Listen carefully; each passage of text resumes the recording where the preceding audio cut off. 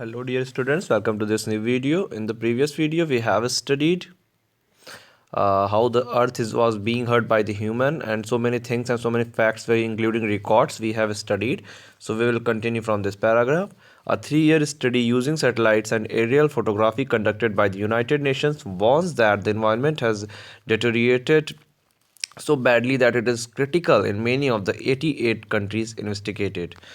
तो इससे पहले वाले वीडियोस में हमने देखा था ना कैसे इन्वायरमेंट को ह्यूमन बीइंग जो हम लोग हैं वो कैसे हम लोग से हर्ट करते जा रहे हैं, इसे एलिंग प्लेनेट बनाते जा रहे हैं. सो अब यहाँ पे एक रिसर्च हुई थी. किसने की थी रिसर्च? यूनाइटेड नेशन ने की थी. एक एरियल फोटोग्राफी मतलब सैटेलाइट्स के थ्रू कैमरे में ले जाकर फोटोग्राफी की गई, जहाँ से उन्होंने ये वार्न किया, चेतावनी दी कि इन्वायरमेंट बहुत ही बैडली तरीके से हर्ट हो रहा है, बहुत क्रिटिकल कंडीशन में आ गया. 88 कंट्रीज़ में जो इन्वेस्टिगेशन हुई उसके आधार पर उन्होंने कहा कि बहुत ही ज़्यादा क्रिटिकल कंडीशन में हमारा जो पर्यावरण है वो हर्ट हो रहा है, इन्वायरमेंट हमारा हर्ट हो रहा है, उसे हमें सेव करना है ना. फिर क्या होता है? There can be no doubt that the growth of world population is one of the strongest factors distorting the future of human society. अब क्या होता है जब पॉपुलेशन बढ़ती है तो ट्रीज़ कट करके घर बनाया जाता है, तो ट्रीज़ हमारे हार्म होते हैं. इस तरीके से कहा कि इसमें कोई डाउट नहीं है कि जो हमारी पॉपुलेशन है वो सबसे बड़ा फैक्टर है कि इन्वायरमेंट हर्ट के पीछे हमारी सोसाइटी में.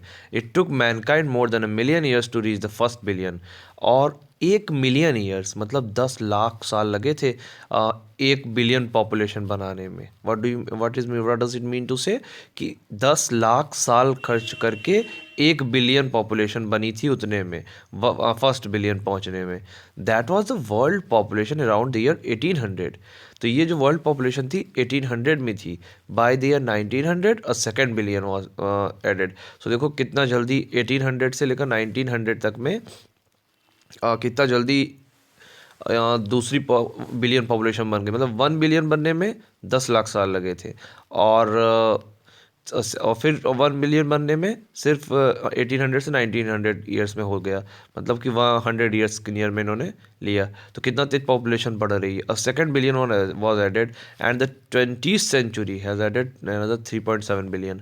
और जब 1900 से 20th सेंचुरी में आए तो वो 3.7 बिलियन तक पहुंच गए. इतना तेज़ से बढ़ रहा पॉपुलेशन. अभी तो सोचो कितना ज़्यादा पॉपुलेशन हो चुकी है ना. The present world population estimated at 5.7 billion. अब प्रेजेंट वर्ल्ड पॉपुलेशन मतलब 1994 में, because this lesson is the extraction from the newspaper that was published in the year of 1994. तो 1994 के पेपर की कटिंग है ना. तो इसमें वहाँ पे जब उन्होंने लिखा था, राइटर ने लिखा कि मैं उस समय पॉपुलेशन 5.7 बिलियन थी. Every 4 days the world population increase by 1 million. अब क्या हो रहा है कि हर एक 4 दिनों पे वर्ल्ड पॉपुलेशन जो है 1 मिलियन बढ़ती जा रही है. Fertility falls as income rise. और जो फर्टिलिटी फॉल्स होता है वो इनकम राइज के साथ में, फर्टिलिटी जो है वो इनकम राइज साथ में फॉल हो रहा है. एजुकेशन स्प्रेड, और एजुकेशन जो है वो बढ़नी चाहिए. And the health improves. और अगर हेल्थ इम्प्रूव हो देन ऐसा हो सकता है कि हम इस पर मतलब तब जा करके हम सोच सके इसके बारे में कैसे इसे हर्ट करने से रोका जा सकता है. Thus it development is the best contraceptive. कि डेवलपमेंट ही सबसे अच्छा तरीका है. हम ज़्यादा फोर्स नहीं कर सकते किसी को पॉपुलेशन बढ़े ना बढ़े, लेकिन डेवलपमेंट अगर हम लाएँ, एजुकेशन लाएँ, इनकम राइज लाएँ, हेल्थ के बारे में सोचें तो फिर कंट्रोल किया जा सकता है पॉपुलेशन के बढ़ने को. But development itself may not be possible the present increase in the number continuous. लेकिन डेवलपमेंट भी पॉसिबल नहीं है अगर इस तरीके से प्रेजेंटली बढ़ रहा है सब कुछ. वैसे अगर बढ़ती रही पॉपुलेशन तो डेवलपमेंट भी इतना आसान नहीं है. The rich get richer. जो अमीर है ना वो दिन पर दिन और अमीर होते जा रहे हैं. And the poor beget children which condemns them to remain poor. और जो गरीब हैं वो बच्चे मतलब उनके ज़्यादा होते हैं, तो फिर क्या होता है कि वो एजुकेशन नहीं होती उनके पास में, इतनी समझ नहीं होती, तो और भी आगे चल के वो भी पुअर हैं, उनके बच्चे भी पुअर रह जाते हैं. मोर children does not mean more workers, merely more people without work. और ऐसा होता है ना कि बहुत सारे सभी जितने ज़्यादा बच्चे हैं सभी को वर्क नहीं मिल पाएगा आगे चल के. तो क्या होता है कि उन्हें वो विदाउट वर्क ही रह जाते हैं, उन्हें कोई काम नहीं मिल पाता है. It is not suggested that human beings be treated like cattle and compulsory sterilised. और ऐसा सजेस्ट नहीं किया जाता कि ह्यूमन बींग को एनिमल्स की तरह ट्रीट किया जाए, कि उन्हें कोई मतलब ऐसा ट्रीटमेंट दिया जाए कि मतलब पॉपुलेशन ना बढ़े. तो उन्हें एनिमल की तरह ट्रीट किया नहीं जा सकता. But there is no alternative to voluntary family planning. Without introducing an element of coercion. तो ऐसा कुछ नहीं है कि इस ऐसा करने के एनिमल की तरह ट्रीट नहीं किया सकता ह्यूमन बीइंग को, लेकिन अब इस समय ऐसा कोई दूसरा ऑप्शन भी नहीं दिखता है। 1994 में ये कह रहे हैं writer. The choice is really between control of population and perpetuation of poverty. या तो आप पॉपुलेशन कंट्रोल कर ले जाइए, और या तो फिर पुअर्टी में ही आपको रहना पड़ेगा। The population of India estimated to be 920 million today.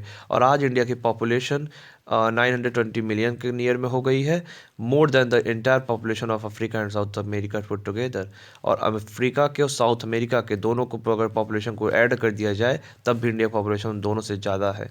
No one familiar with the conditions in India would doubt that the hope of the people would die in their hungry hutments unless population control is given top most priority. अगर population control को top most priority न दी गई तो इसमें कोई संदेह नहीं है कि आने वाली जनरेशन में जो इंडिया की पॉपुलेशन है वो गरीबों झोपड़ियों में रह करके वहीं वहीं रहते हुए एक दिन मर जाएगी। For the first time in human history, we see a transcending concern, the survival not just of the people but of the planet. पहली बार हमने एक ऐसी चिंता देखी है इस टाइप की ह्यूमन बीइंग में कि आज का जो ह्यूमन है वो अपने बारे में, ना केवल लोगों के बारे में ना सोचकर प्लेनेट का भी ख्याल कर रहे हैं।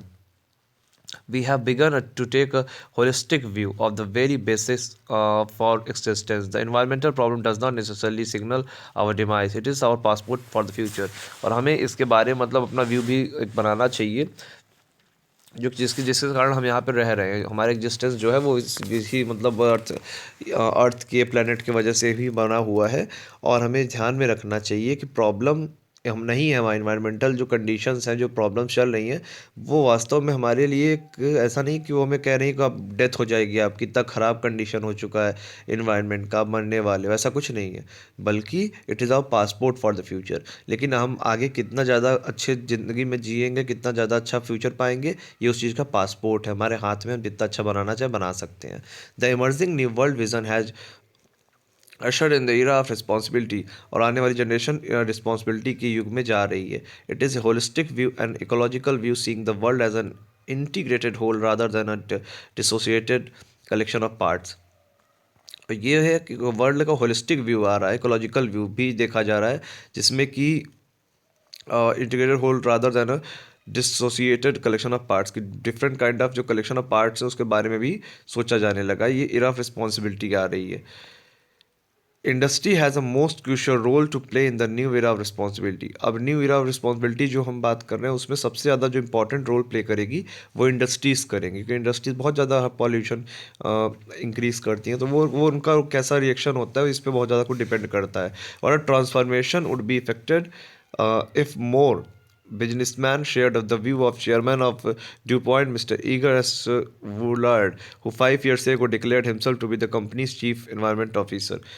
उस समय से इन्वायरमेंटल ऑफिसर ने डिक्लेयर किया गया था, जिनका नाम था, name of you have to learn, कि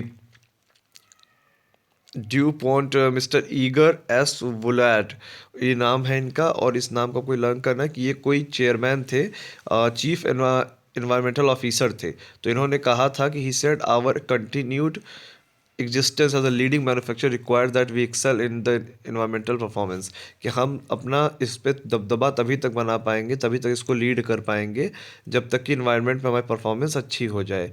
of all the statements made by Margaret Thatcher during the years of her prime ministership, none has passed so decisively into the current coin of English uses as her felicitous words. और किसी ने भी अभी तक Margaret टैचर, जो name है इनका, Margaret टैचर की तरह स्टेटमेंट नहीं दिया है, जिस स्टेटमेंट मार्गरेट टैचर ने ये कहा था, no generation has a free hold on this earth, कि किसी भी जनरेशन का, चाहे हमारी जनरेशन हो, हमारे पहले वाली जनरेशन, आने वाली जनरेशन हो, उनका फ्री होल्ड ऑन दिस अर्थ नहीं है। मतलब वो इस अर्थ के मालिक नहीं है पूरे। All we have is life tenancy, हम सबको ये अर्थ अर्थ जो है हमने इसको कर्ज के रूप में लिया हुआ है with a full repairing lease, और कर्ज के बदले में क्या देना है, इसको रिपेयर करके रखना है। In the words of mister Lester Brown, और मिस्टर लेस्टर ब्राउन ने सबसे अच्छी बात कही थी, we have not inherited this earth from our forefathers, कि हमने इस अर्थ को अपने फोर फादर्स से संपत्ति के रूप में नहीं लिया है। जैसे हमारे फोर फादर्स जो हुआ करते थे उनकी संपत्ति हमारी संपत्ति हो जाती थी, तो ये अर्थ हमारी उनकी संपत्ति की तरह नहीं है।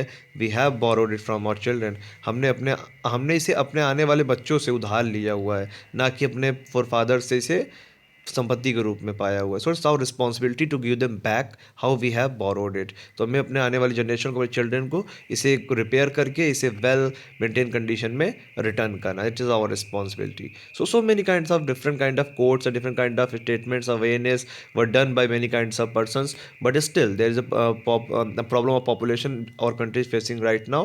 So being as a youth, we must try to understand the concept, the real message that the chapter and the writer wants to provide us. So this is the conclusion of the lesson, and you have to write down all the things that is going to be given to all of you in the PDF. Note it down from the PDF in your copy. Then we will meet in the next video with the more information of the next chapter. Till then, see you, take care.